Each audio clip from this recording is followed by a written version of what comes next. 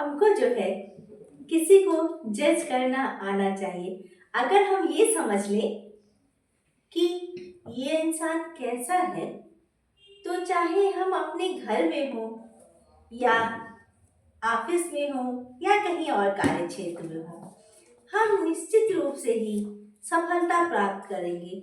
जो लोग लोगों को जज करना जानते हैं, वो अच्छे लोगों के साथ उठते बैठते हैं, और जो नहीं जानते हैं वो गलत लोगों के शिकार बन जाते हैं। इस चीज को बहुत अच्छे से बयां करती हैं लियो टॉलस्टॉय की ये कहानी अ जस्ट जज। एक राज में एक न्यायाधीश थे जिनकी प्रसिद्धि बहुत दूर दूर तक फैली थी। लोग कहते थे कि वो जैसा न्याय करते हैं वैसा कोई न्याय कर ही नहीं सकता, और कभी उनसे कोई गलती नहीं हो सकती है। उनकी ये प्रसिद्धि राजा तक जा पहुंची। राजा ने सोचा, चलो मुझे पता करना चाहिए कि वो कैसे न्यायाधीश हैं।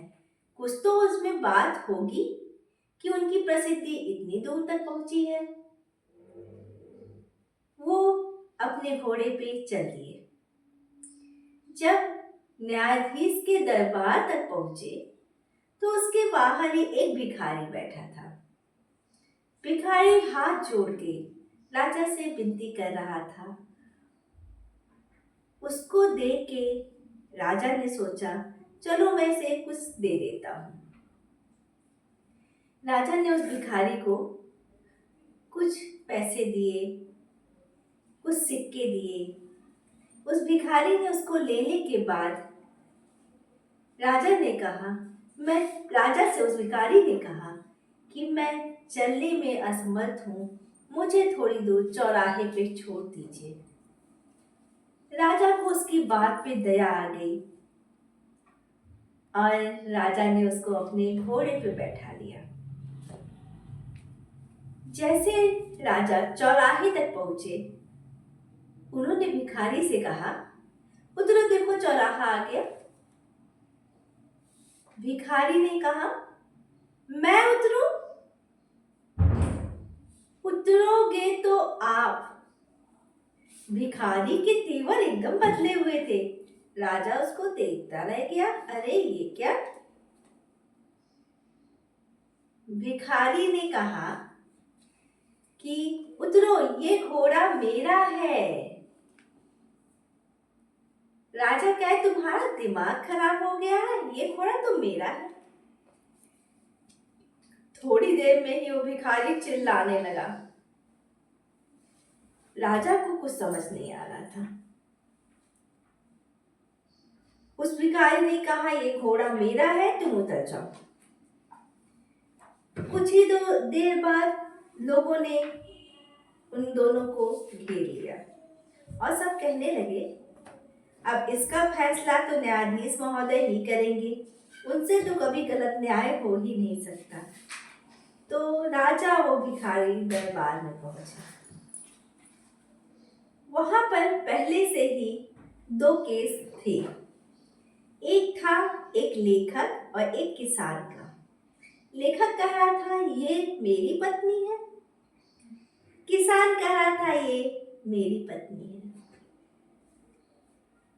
राजा ने ये दोनों की बात सुनी और वो जो है बड़े ध्यान से न्यायाधीश को देख रहे थे।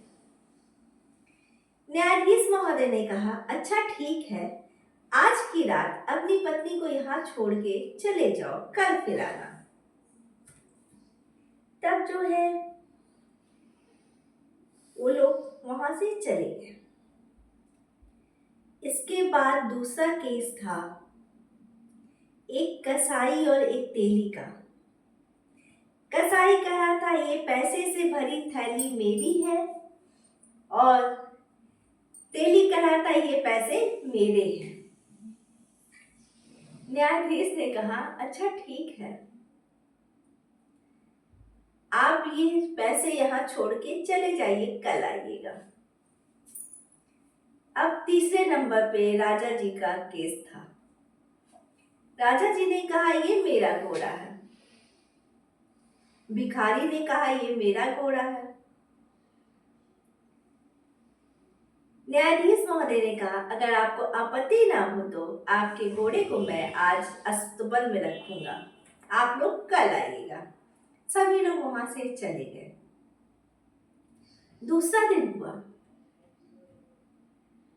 तब न्यायाधीश ने कहा ये पत्नी लेखक की है, इनको इनके सुपुर्द किया जाए और जिसने गलत बात की है, गलत किया, उसको 50 कोड़ों की सजा दी जाए। फिर आया नंबर तेली और कसाई का। न्यायाधीश ने कहा ये पैसे कसाई के हैं, जिसने गलत किया उसको 50 कोड़ों की सजा दी गई।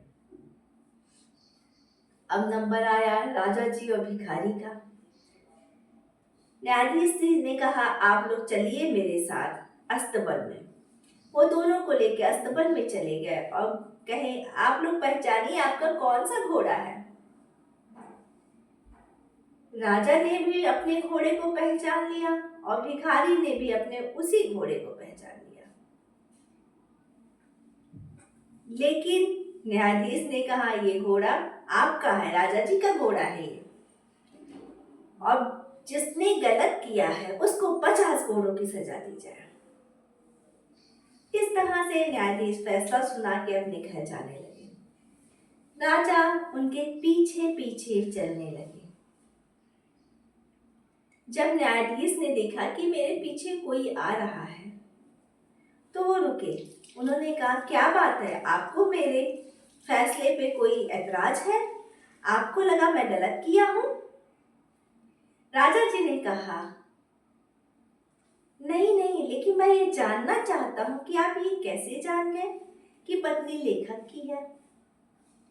न्यायाधीश ने बताया आज सुबह मैंने उनसे कलम में स्याही डालने को कहा, वो बिना झिझक के कलम में स्याही डाल दी और उतने ही समय में डाली। इसका मतलब ये है कि उनको ये आता था, वो इनका रोज का काम है। तो इस तरह से पत्नी लेखक की हुई किसान की पत्नी पेन में स्याही नहीं डाल सकती। दूसरे नंबर पे था कसाई और तेली का। राजा जी ने पूछा आप ये कैसे जान गए कि वो पैसे जो हैं वो कसाई के हैं? न्यायाधीश ने कहा तेली के तेल तो तेली के हाथ तो हमारे न्यायालय में भी तेल से सने थे। मैंने उसके सिक्कों को रात में ही पानी में डाल दिया, लेकिन उसके सिक्कों में से जरा भी तेल नहीं ऊपर आया। इसका मतलब ये है कि ये सिक्के कसाई के हैं, क्योंकि तेली के किसी सिक्के में तो तेल होता, क्योंकि उसके हाथ में हमेशा तेल रहता है। अच्छा ये बताइए आप ये कैसे जाने कि घोड़ा मेरा है? न्यायाधीश ने कहा आप दोनों ने अस्तबल में घोड़े को पहचान लिया, लेकिन जब आप घोड़े के पास गए तो घोड़े ने बड़े बड़े प्रेम से अपनी पूंछ हिलाई, उसके आंखों में प्रेम दिखा था, और जब वो भिखारी गया तो उसने अपनी गर्दन फेर दी। इस तरह मैं समझ गया कि घोड़ा आपका है। राजा जी बड़े प्रसन्न हुए। उन्होंने कहा मैं आपसे बहुत प्रसन्न हूँ, आप मुझे पहचाने नहीं, मैं यहाँ का राजा हूँ और मैं आपको कुछ उपहार देना चाहता हूँ। तब न्यायाधीश महोदय ने कहा मेरी प्रसिद्धि और आपका सम्मान, इससे बड़ा कौन सा उपहार हो सकता है? आप मेरी प्रसिद्धि सुन के यहाँ तक आए और आपने मुझे सम्मान का पात्र समझा, इससे बड़ा उपहार मेरे लिए कोई नहीं हो सकता है। धन्यवाद। तो इस तरह से अगर ये कहानी आपको अच्छी लगी है तो आप इसको सब्सक्राइब कीजिए। जब विपरीत परिस्थितियां आए तो थोड़ा संभलना सीखिए, थोड़ा रुकना सीखिए, रुक के लोगों का आकलन कीजिए और आगे बढ़ना सीखिए। रास्ते अपने आप बन जाते हैं। अगर आपको ये कहानी अच्छी लगी है तो इसको इसको लाइक कीजिए, कमेंट कीजिए। Okay, bye.